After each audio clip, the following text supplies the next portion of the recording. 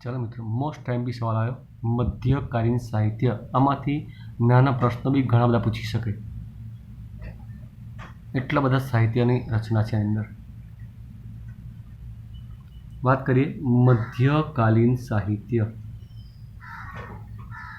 उत्तर भारत में मध्ययुगनी शुरुआत में संस्कृत साहित्यनी भाषा बनी रही।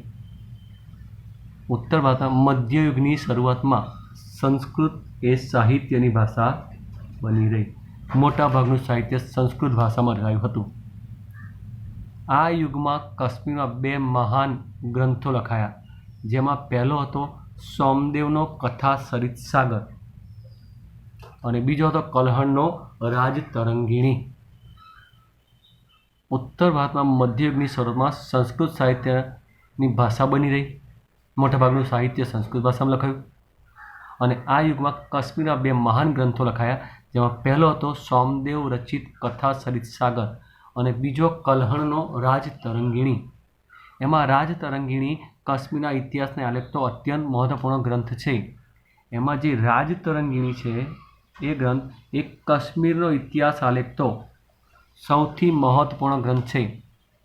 साचा अर्थमां ते भारतनो सर्वप्रथम ऐतिहासिक ग्रंथ छे। साचा अर्थमां जोवा जईए तो ए भारतनो सर्वप्रथम ऐतिहासिक ग्रंथ है। आ समयनी बीजी महत्वनी रचना जयदेवनु गीत गोविंद, जेनी गणना संस्कृतना सुंदरमा सुंदर काव्य ग्रंथ में थाय छे। जयदेव रचित गीत गोविंद, जेनी गणना सुंदरमा सुंदर संस्कृत काव्य ग्रंथों में थाय छे। आ समय अपभ्रंश थयेली भाषामांथी आधुनिक भारतीय भाषानो विकास थयो। एक भाषा साथे बीजी भाषा उमेराय और नवी भाषा जन्मे एने अपभ्रंश भाषाओं कहेवाय। अने आ समय अपभ्रंश थयेली भाषामांथी आधुनिक भारतीय भाषानो विकास थयो। अपभ्रंश थयेली भाषामांथी आधुनिक भारतीय भाषानो विकास थयो। कवि चंदबरदाई रचित पृथ्वीराज रासो, कवि चंदबरदाई रचित पृथ्वीराज रासो हिंदी साहित्यनो प्रारंभिक ग्रंथ है। पृथ्वीराज चौहाणना वीरतापूर्वक कार्यों वर्णन करता ग्रंथनी रचना थी हिंदी साहित्य जगत में वीर गाथाओं प्रारंभ थयो। कवि चंदबरदाईए पृथ्वीराज रासोनी रचना करी, जे एवं कहेवाय छे कि हिंदी साहित्यनो प्रारंभिक ग्रंथ है। और आ ग्रंथ में पृथ्वीराज चौहाणनी वीरताना कार्यों वर्णन करतो आ ग्रंथ रचायो और ए पछी जगत में वीर गाथा युगनो प्रारंभ थयो। वीरोनी कथा लखतो ग्रंथोनी लखवानी शरूआत थई। आ समय दरमियान दक्षिण भारत में संस्कृत साहित्य मोटा प्रमाण में रचना थी और ए ज समय दरमियान दक्षिण में संस्कृत साहित्यनी मोटा प्रमाण में रचना थी, जेमां शंकराचार्यनुं भाष्य मुख्य छे। आ समय में द्रविड़ कुळनी भाषाओं विशेष विकास थयो। बराबर ने 4 भाषा द्रविड़ कुळनी, तमिल, तेलुगु, मलयालम और कन्नड़। थोड़ा समय सुधी कन्नड़ साहित्य पर जैन धर्म की गाढ़ असर पड़ता कवि पंपाए आदि पुराण की रचना करी, जेमां 16मा जैन तीर्थंकरनुं जीवन आलेखतुं शांति पुराण कवि पोन्नाए तैयार कर्युं। कवि पोन्नाए शांति पुराण और रन्नाए अजितनाथ पुराण। रन्नाए अजितनाथ पुराण एवं कहेवाय छे कन्नड़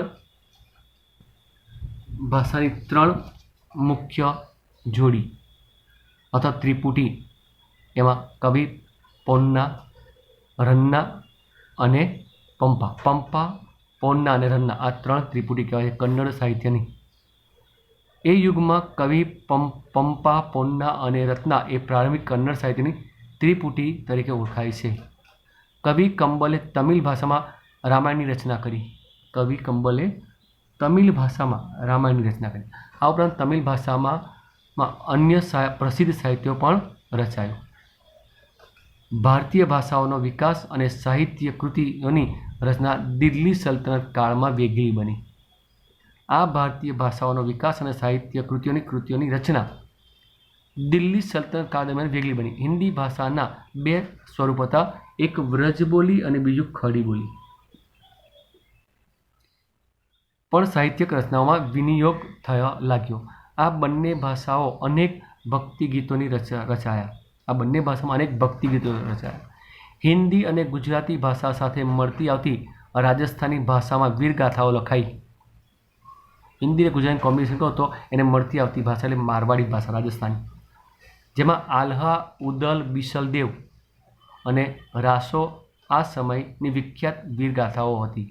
આલ્હા, ઉદલ, બિસલદેવ અને રાસો પર આ મહાન વીરગાથાઓ લખાઈ.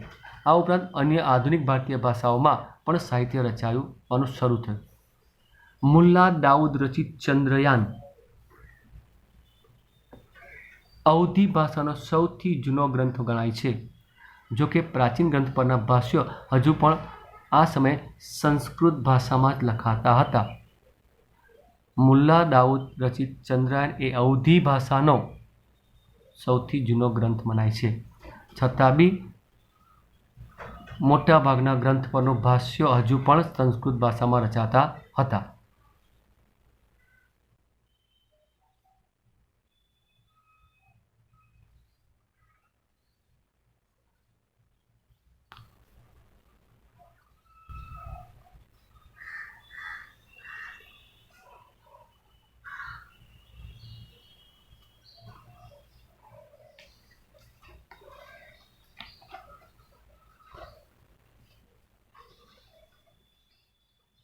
ફારસી ભાષા દિલ્હીના સુલતાનોની રાજભાષા હતી.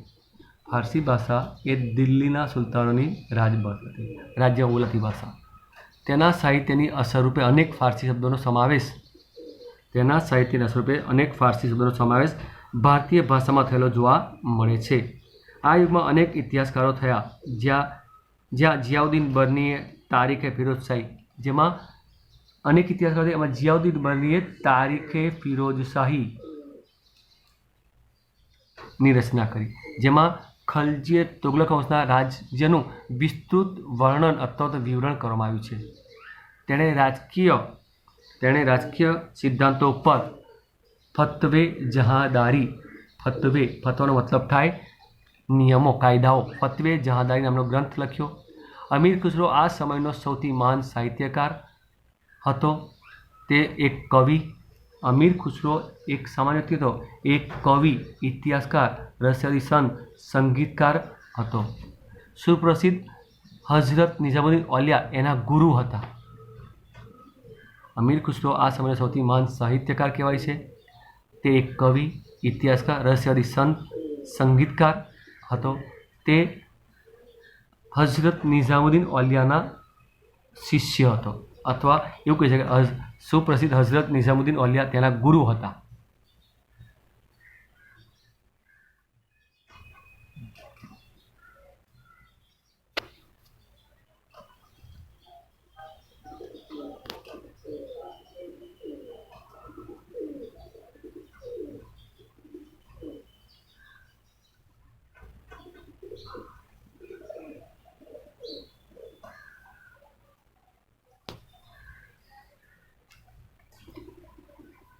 અમીર ખુસરોના ગુરુ કોણ હતા? તો સુપ્રસિદ્ધ હઝરત નિઝામુદ્દીન ઓલિયા તેના ગુરુ હતા. તેની મહત્વની કૃતિઓમાં આશિકા, નૂર, સિપી અને કિરાતુલ સદાયનનો સમાવેશ થાય છે. અમીર ખુસરોની મહત્વની જે કૃતિઓ કહેવાય એમાં આશિકા, નૂર, સિપી અને કિરાતુલ સદાયનનો સમાવેશ થાય છે. આ ઉપરાંત તેણે અનેક કાવ્ય ગ્રંથોની રચના કરી હતી. તેને પોતાના ભારતીય હોવા પર ગર્વ હતો, તેથી તે ભારતને પૃથ્વી પરનું સ્વર્ગ માનતો હતો. તેને પોતાને ભારતીય હોવાનો ગર્વ હતો ને એટલા માટે ભારતને પૃથ્વી પરનું એ સ્વર્ગ ગણાવતો હતો.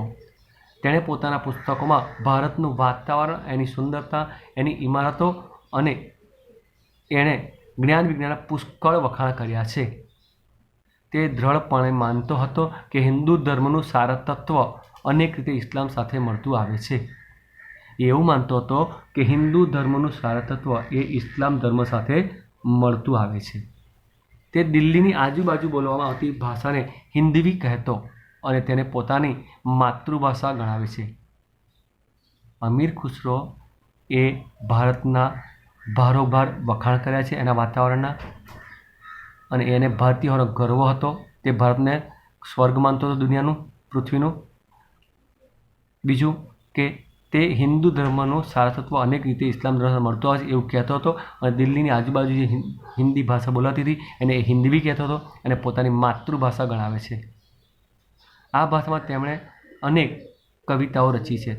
તેમણે હિન્દી અને ફારસી ભેગી કરીને દ્વિભાષી ચોપાઈઓ, હિન્દી અને ફારસી ભાષાઓ ભેગી કરીને નવી ભાષા દ્વિભાષી ચોપાઈઓ અને દુહાઓ રચ્યા છે. તેમણે શરૂ કરેલા સ્વસ્થ પરંપરા તેના પછીની સદીઓ સુધી ચાલુ રહી, અને આટલું બધું જ્ઞાન ધરાવતો હતો જેને ભારતનો તૂતીય હિન્દ તરીકે ઓળખવામાં આવે છે. ભારતના પોપટ તૂતીય હિન્દ તરીકે ઓળખવામાં આવે છે. પ્રાદેશિક ભાષાઓ અને તેના સાહિત્યનો પ્રાદેશિક શાસકોએ વેગ આપ્યો. ભક્તિ માર્ગના સંતોએ લોકોની ભાષામાં ઉપદેશો આપ્યા. તેમાં કબીર જેવા અનેક સંત કવિઓએ નો સમાવેશ થાય છે. એ વખતે ભોજપુરી અને અવધી હિન્દી ભાષાની મુખ્ય બોલીઓ હતી. ભોજપુરી અને અવધી એ હિન્દી ભાષાની મુખ્ય બોલીઓ હતી. કબીરની રચનાઓ મુખ્યત્વે સંદુકડી ભાષામાં હતી. તેના દોહરાઓ લોક સાહિત્યનું અંગ બન્યા. મલિક મુહમ્મદ જાયસે અવધીમાં પદ્માવત નામનું મહાકાવ્ય લખ્યું. આ ઉપરાંત તુલસીદાસનો પ્રસિદ્ધ ગ્રંથ રામચરિત માનસ આ સમયે અવધી ભાષામાં લખાયો. તુલસીદાસનો મહાન ગ્રંથ, પ્રસિદ્ધ મહાન ગ્રંથ રામચરિત માનસ એનું અવધીમાં ટ્રાન્સલેશન થયું. આ યુગમાં અવધી ભાષાના બીજા કવિઓ પણ થયા. આ યુગમાં હિન્દી ઉપરાંત બીજી ભાષાઓમાં પણ સાહિત્ય રચાયું. બંગાળના સુલતાનના આશ્રયે રહીને કૃતિવાસે બંગાળી ભાષામાં રામાયણ અને પ્રસિદ્ધ કવિ ચંડીદાસે સેંકડો ગીતોની રચના કરી. બંગાળમાં સંત ચૈતન્યના ભક્તિ ગીતો લખવાની પરંપરા શરૂ થઈ. નરસિંહ મહેતાએ ગુજરાતીમાં, નામદેવ તથા એકનાથે મરાઠીમાં ભક્તિ ગીતો રચ્યા. જૈનુલ આબિદીનના આશ્રયે કાશ્મીરમાં મહાભારત અને રાજતરંગી જેવા ગ્રંથોનું, સંસ્કૃત ગ્રંથોનું ફારસી ભાષામાં અનુવાદ કરવામાં આવ્યું. જૈનુલ આબિદીનના આશ્રયે કાશ્મીરમાં મહાભારત અને રાજતરંગીણી જેવા અનેક સંસ્કૃત ગ્રંથોનું ફારસી ભાષામાં અનુવાદ થયો. વિજયનગરના સમ્રાટોના શાસનકાળમાં સંસ્કૃતનો વિકાસ ચાલુ રહ્યો. આમ છતાં આ યુગ તેલુગુ સાહિત્યના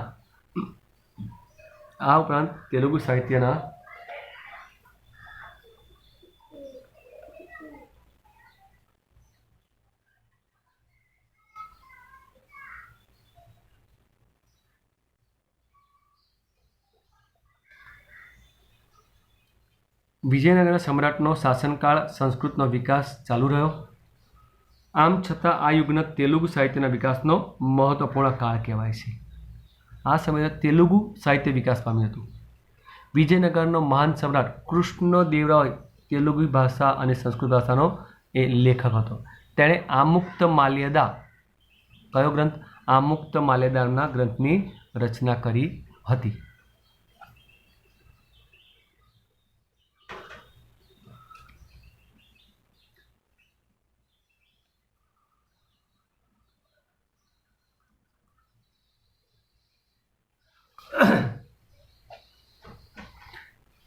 ત્યારબાદ આપણે વાત કરીએ 1412 મુગલ શાસન ભારતમાં આવ્યું.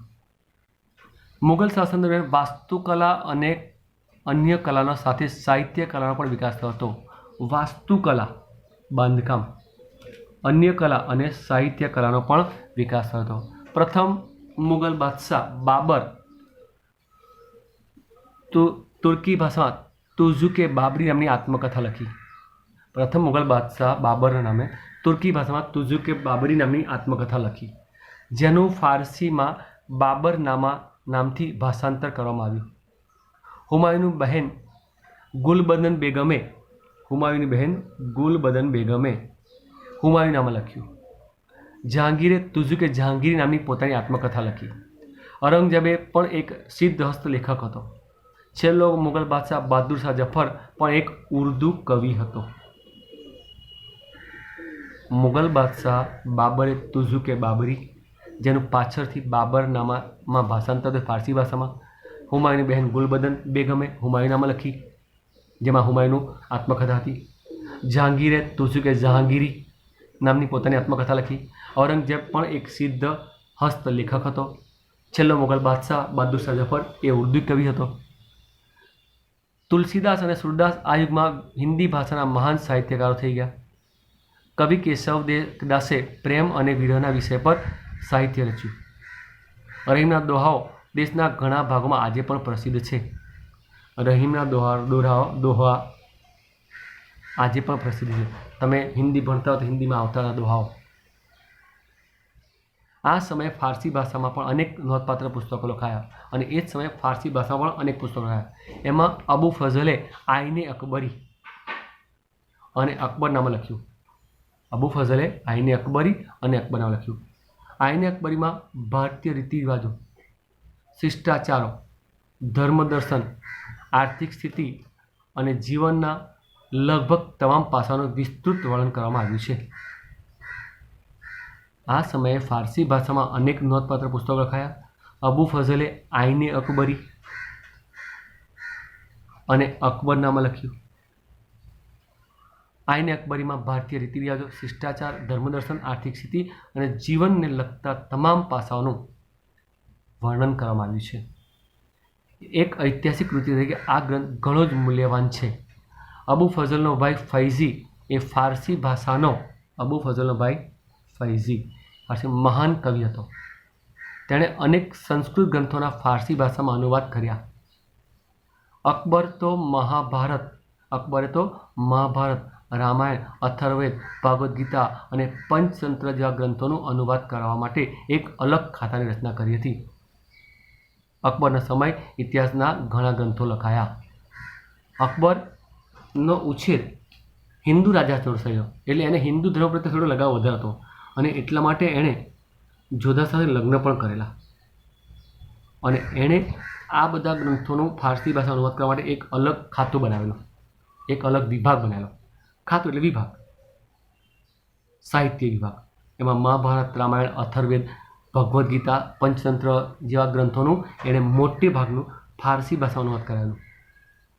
મધ્યયુગની સૌથી મહત્ત્વની કોઈ ઘટના હોય તો એ ઉર્દુ ભાષાનો જન્મ, સૌથી મહત્ત્વની ઘટના. નવી ભાષા સાહિત્યની દૃષ્ટિએ સૌથી સમૃદ્ધ એવી અન્ય આધુનિક ભાષાઓની હરોળમાં આવી ગઈ. આ ભાષામાં જો વાત કરીએ મહાકવિઓની તો વલી, મીર તકી મીર, નઝીર અકબરાબાદી, અસાદુલ્લા ખાન, ગાલિબ જેવા મહાન કવિઓ થઈ ગયા. ઉર્દુ કવિઓ.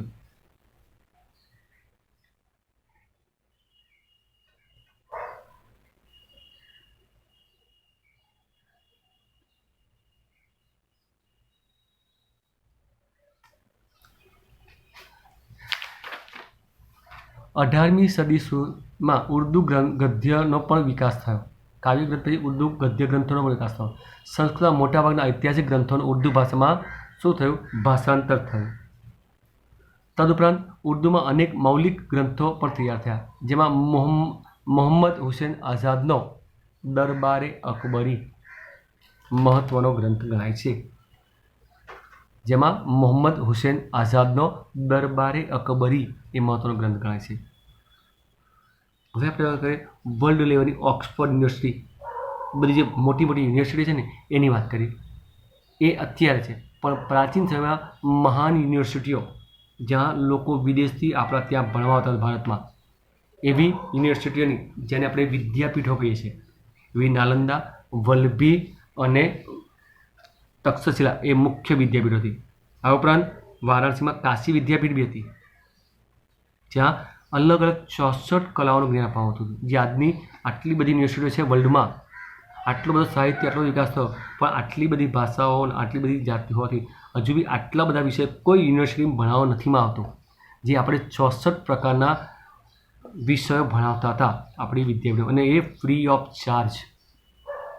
એનો એન્ટ્રન્સ ટેસ્ટ હતો, તો એન્ટ્રન્સ ટેસ્ટ મળે એટલે પાસ થાવ એટલે તમે એના સભ્ય બની જાઓ, એના વિદ્યાર્થી બની જાઓ અને તમારું માન સૌથી ઊંચું ગણાતું.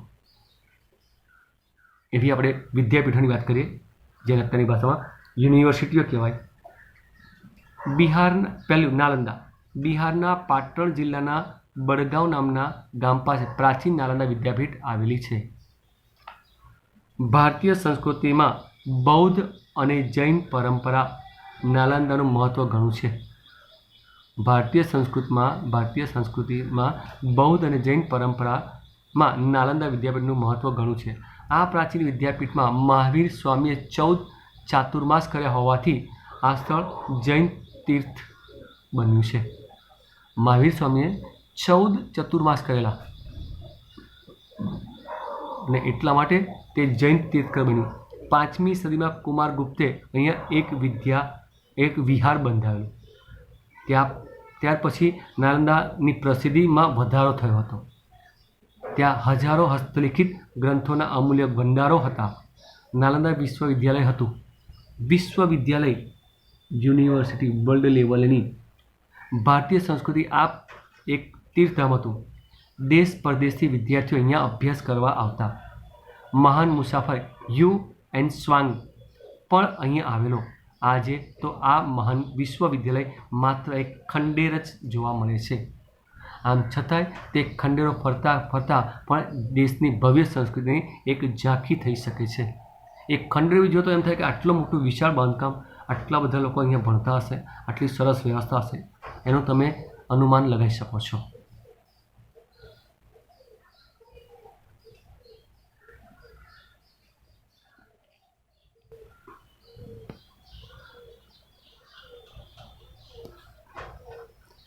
નાલંદામાંથી ભણીને બહાર નીકળેલ વિદ્યાર્થી ભારતનો આદર્શ વિદ્યાર્થી ગણાતો.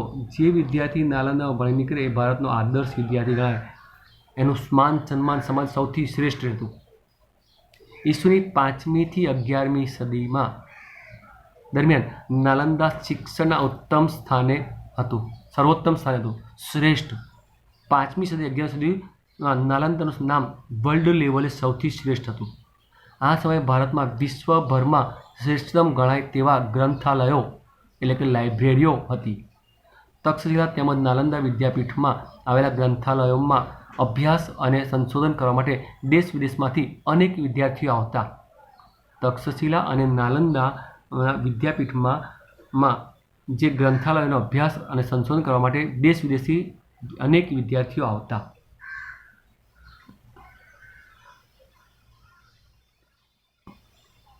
આમાંનો માત્ર યુએન સાંગ 657 લિખિત ગ્રંથો પોતાની સાથે ચીન લઈ ગયો હતો. 7મી સદીમાં યુએન સ્વાંગ મુલાકાત લીધી હતી. મહાવિદ્યાલય 7 મોટા ખંડો હતા. 7મી સદીમાં યુએન સ્વાંગે મુલાકાત લીધી હતી અને આ મહાવિદ્યાલયમાં 7 મોટા ખંડો હતા. વ્યાખ્યાન માટે 300 ખંડો અલગ હતા.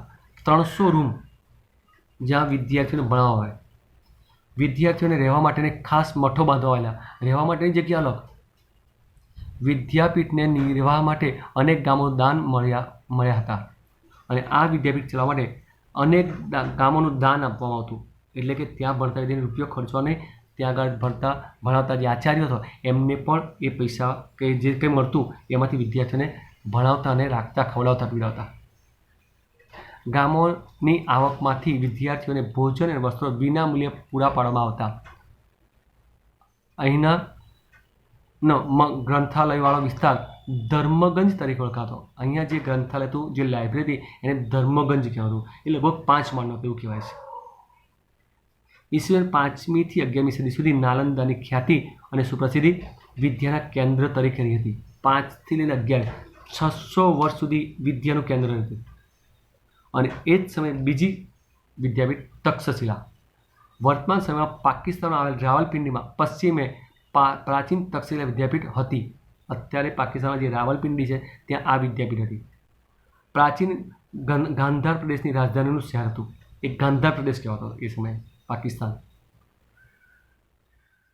આ વિદ્યાપીઠમાં 64 વિદ્યાઓનું શિક્ષણ અપાતું. 1, 2, 3 નહીં, 64 વિદ્યાઓનું જ્ઞાન આપવામાં આવતું હતું. અહીં મોટાભાગના વિદ્યાર્થીઓ ગુરુના આશ્રયમાં રહી અભ્યાસ કરતા હતા. ભગવાન બુદ્ધની શિષ્ય જીવકે અહીં આયુર્વેદના પાઠો શીખ્યા. ભગવાન બુદ્ધના શિષ્ય જીવકે અહીંયા આયુર્વેદના પાઠ શીખ્યા. અર્થશાસ્ત્રના કરતા કૌટિલ્ય અથવા ચાણક્ય પણ અહીંયા અભ્યાસ કર્યો હતો.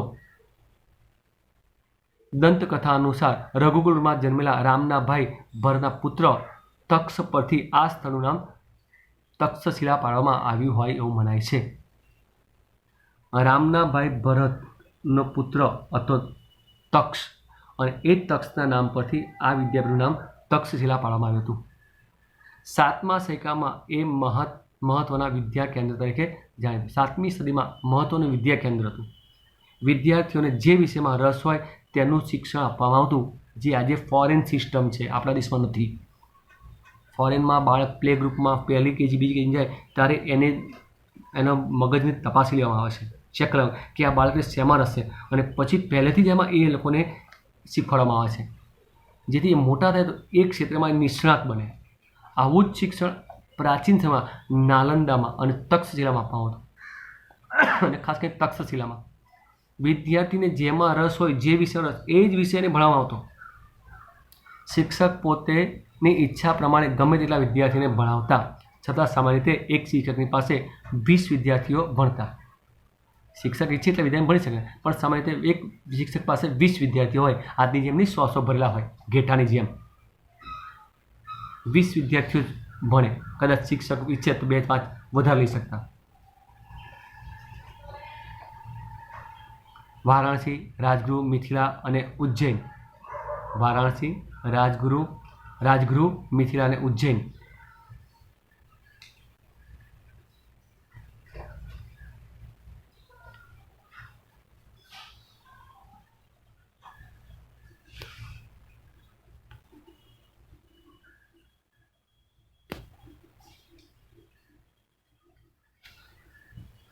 વારાણસી, રાજગૃહ, મિથિલા અને ઉજ્જૈન જેવા દૂરના નગરોમાંથી વિદ્યાર્થીઓ અહીંયા શિક્ષણ માટે આવતા.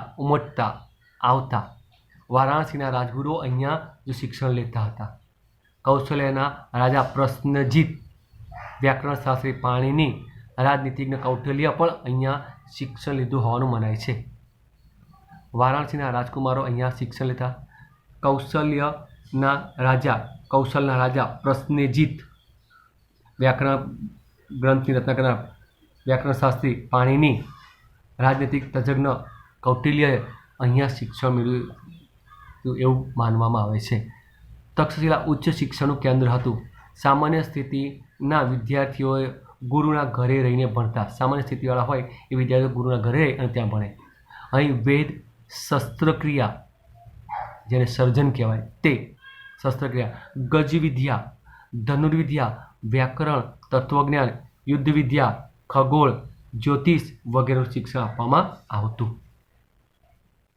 શસ્ત્રક્રિયા, ગજવિદ્યા, ધનુર્વિદ્યા, વ્યાકરણ, તત્વજ્ઞાન, યુદ્ધવિદ્યા, ખગોળ, જ્યોતિષ જેવું શિક્ષણ આપવામાં આવતું હતું. ચંદ્રગુપ્ત મૌર્ય, ગુરુ ચાણક્યએ અને ખુદ ચંદ્રગુપ્ત મૌર્યએ અહીંયા શિક્ષણ લીધું હતું.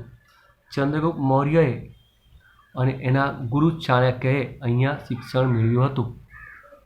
5મી સદીની શરૂઆતમાં ચીનના ફહિયાને આ સ્થળની મુલાકાત લીધી હતી. ચીનનો એક મહાન સાધુ હતો, શિક્ષક, વિદ્યાર્થી હતો, એ ફાહિયાન અહીંયા આવ્યો હતો, મુસાફર, ચીની મુસાફર. એવી જ તે સમયની બીજી વિદ્યાપીઠ વારાણસી, જેનું નામ છે કાશી વિદ્યાપીઠ. વારાણસી યાત્રાધામ તરીકે પ્રસિદ્ધ છે. 7મી સદી ઈસવીસન પૂર્વે 7મીમાં સૈકામાં ભારતનું પ્રસિદ્ધ વિદ્યા કેન્દ્ર હતું. ઉપનિષદ કાળમાં તે આર્ય સંસ્કૃતિ અને ધર્મના કેન્દ્ર તરીકે વિકસ્યું હતું. એના રાજા અજાતશત્રુ ઉપનિષદ કાળમાં એક તત્વજ્ઞાની અને વિદ્યા પોષક હતો. વારાણસીનો રાજા તો જે અજાતશત્રુ એ ઉપનિષદ કાળનો એક મહાન તત્વજ્ઞાની અને વિદ્યા પોષક હતો, કે વિદ્યાને મહત્વ આપતો હતો. વ્યાસ સંહિતામાં મહર્ષિ વેદવ્યાસનો આશ્રમ અહીં હોવાનો ઉલ્લેખ છે. વ્યાસ સંહિતા નામનો ગ્રંથ છે, એમાં મહર્ષિ વેદવ્યાસનો આશ્રમ અહીંયા હતો એવું કહેવાય છે, એવો ઉલ્લેખ છે. ભગવાન બુદ્ધ પોતાના મત ના પ્રચાર અને પ્રસાર માટે વારાણસી પર પસંદગી ઉતરી હતી. ભગવાન બુદ્ધે પોતાના ધર્મના પ્રચાર અને પ્રસાર માટે વારાણસીને પસંદ કરેલું. આદિ શંકરાચાર્ય જેવા સમર્થ તત્વજ્ઞને તેમના વેદાંતના નૂતન સિદ્ધાંતોની સ્વીકૃતિ માટે કાશી જવું પડ્યું હતું. શંકરાચાર્યએ પોતાના વિશિષ્ટ જ્ઞાન પ્રાપ્ત કરવા વેદાંતનું નૂતન સિદ્ધાંતની સ્વીકૃતિ માટે તેઓ કાશી ગયા હતા. ચૈતન્ય મહાપ્રભુ અને પુષ્ટિ માર્ગના પ્રવર્તક વલ્લભાચારી પણ પોતાના વૈષ્ણવ સંપ્રદાયના પ્રતિષ્ઠા અહીંયા મેળવી. પંજાબના વિદ્વાન કુટુંબોએ સ્થળાંતર કરવું પડ્યું ત્યારે તેઓ મુખ્યત્વે કાશી અને થોડા પ્રમાણમાં કાશ્મીર જઈને વસ્યા હતા. અન્ય રાજાના રાજકુમારો પણ અહીંયા ઉચ્ચ શિક્ષણ માટે આવતા હતા. સમ્રાટ અશોકના આશ્રયથી વારાણસીનો સારનાથનો પ્રસિદ્ધ વિદ્યાધામ બન્યું હતું. સમ્રાટ અશોકના આશ્રયથી વારાણસી સારનાથ મઠ એક પ્રસિદ્ધ વિદ્યાધામ બન્યો.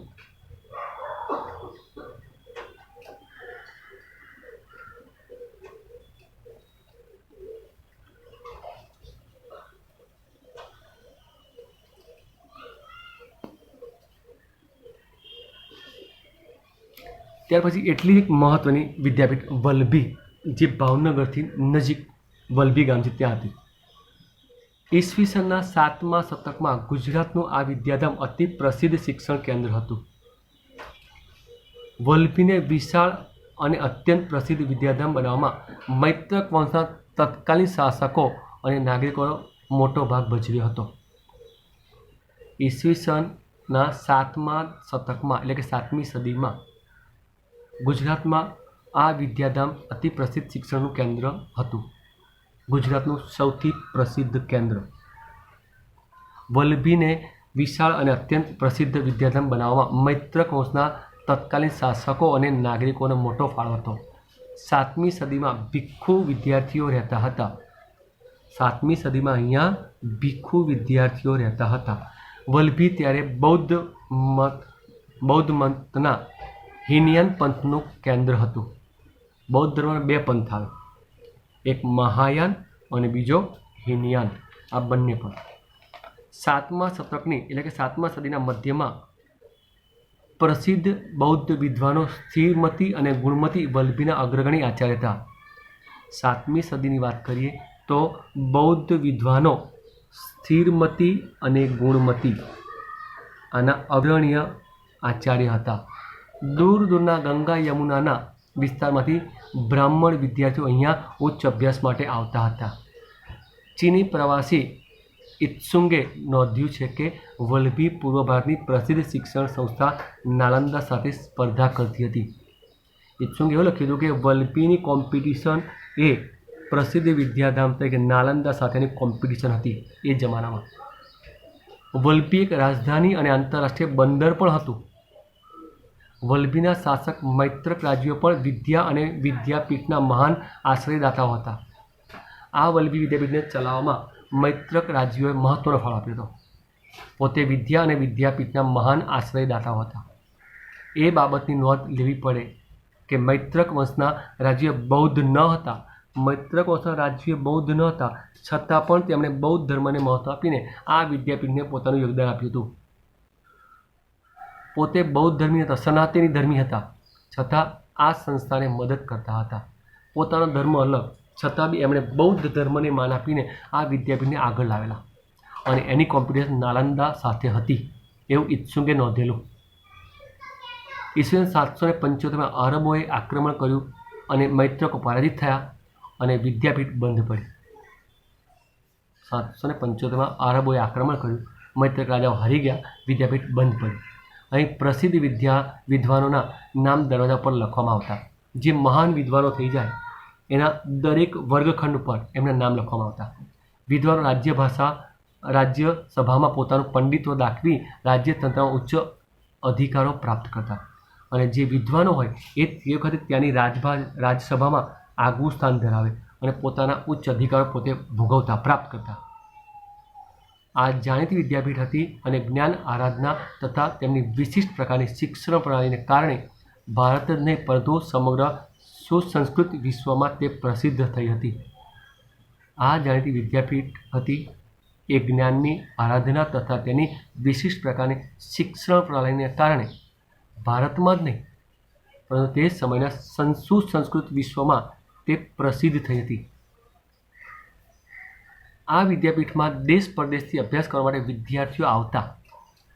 આ વિદ્યાપીઠમાં ભણવા માટે દેશ વિદેશમાંથી, જે રીતે અત્યારે આપણા દેશના લોકો વિદેશમાં ભણવા જાય એ સમયે આપણા દેશમાં લોકો વિદેશમાંથી ભણવા આવતા.